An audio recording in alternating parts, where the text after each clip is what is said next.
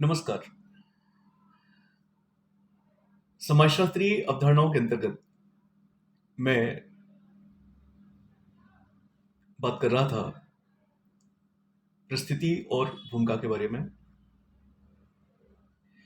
इस वीडियो के माध्यम से हम परिस्थिति और भूमिका की समीक्षा समाजशास्त्रीय संदर्भ में करेंगे। परिस्थिति और भूमिका का विवेचन सबसे पहले रॉल्फ लिंटन के द्वारा किया गया था। रॉल्फ लिंटन वो समाजशास्त्री हैं जिन्होंने सबसे पहले अपनी कृति द स्टडी ऑफ मैन में किया था। लिंटन के अनुसार समाज का कोई व्यक्ति ऐसा नहीं है जिसे कोई परिस्थिति प्राप्त ना हो।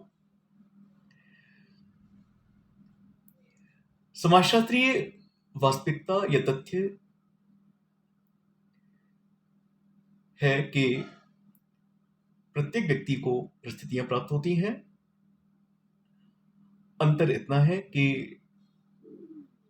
व्यक्ति की परिस्थिति निम्न या ऊंची या अर्थात उच्च प्रदत्त या अर्जित हो सकती है, लेकिन समाज का कोई व्यक्ति ऐसा नहीं है जिसको परिस्थितियां प्राप्त ना हो। व्यक्ति जब अपनी क्रियाओं का संपादन समाज या समूह के प्रतिमानों के अनुरूप करता हो तो इन क्रियाओं को सामाजिक स्वीकृति प्राप्त हो जाती है। सामाजिक स्वीकृति प्राप्त होते ही व्यक्ति क्रियाएं भूमिका बदल जाती हैं।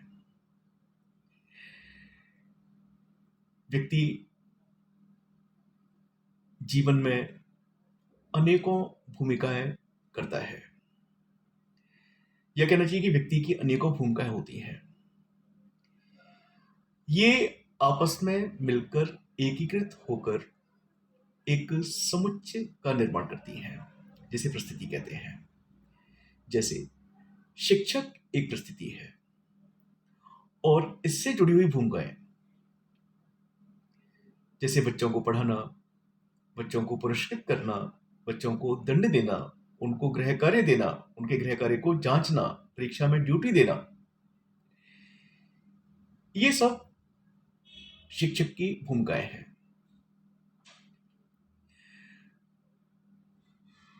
तो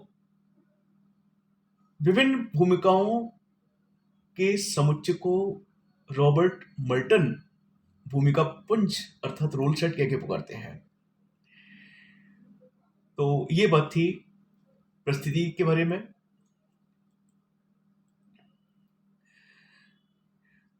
अब हम बात करेंगे कुछ परिभाषाओं की जो परिस्थिति के बारे में विभिन्न समाजशास्त्रियों ने दिए हैं। सबसे पहला नाम, जैसा हम पहले ही बात कर चुके हैं, रॉल्फ लिंटन का है, जिन्होंने ये अवधारणा प्रस्तुत की थी। रॉल्फ लिंटन के अनुसार सामाजिक व्यवस्था के अंतर्गत किसी व्यक्ति को एक समय विशेष में जो स्थान प्राप्त होता है उसी को उस व्यक्ति की सामाजिक परिस्थिति कहते हैं। व्यक्ति को जो स्थान प्राप्त होता है समाज में किसी समय विशेष में, वो उसकी परिस्थिति है। परिस्थिति के बारे में लेपियर के विचार भी कम महत्वपूर्ण नहीं है। लेपियर ने अपनी पुस्तक, अपनी कृति a theory of social control में स्पष्ट रूप से लिखा है कि सामाजिक परिस्थिति सामान्यतः है उस पद के रूप में समझी जाती है जो एक व्यक्ति समाज में प्राप्त किए होता है। तो आपने भी लगभग वही बात कही है कि व्यक्ति को समाज में जो पद प्राप्त होते हैं वो पद व्यक्ति की परिस्थिति होती है।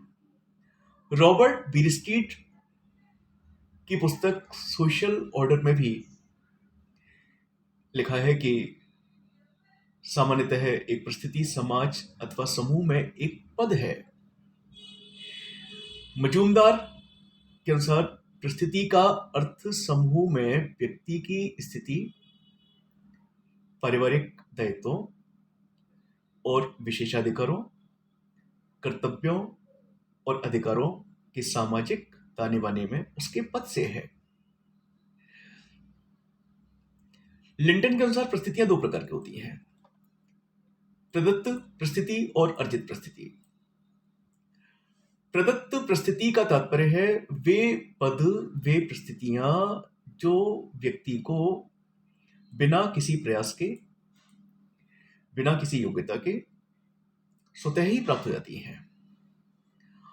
और इन परिस्थितियों के प्रमुख आधार हैं लिंग भेद, आयु भेद, नातेदारी, जन्म, शारीरिक विशेषताएं या योग्यताएं, जाति और प्रजाति।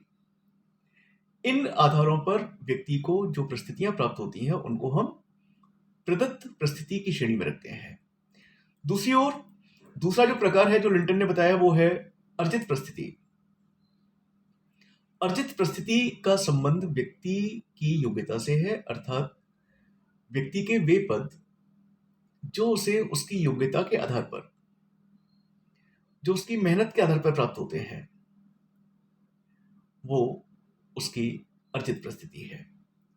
जैसे इसके आधार हैं संपत्ति, व्यवसाय, शिक्षा, राजनीतिक सत्ता, विवाह, उपलब्धियां, ये सब अर्जित परिस्थिति के आधार हैं।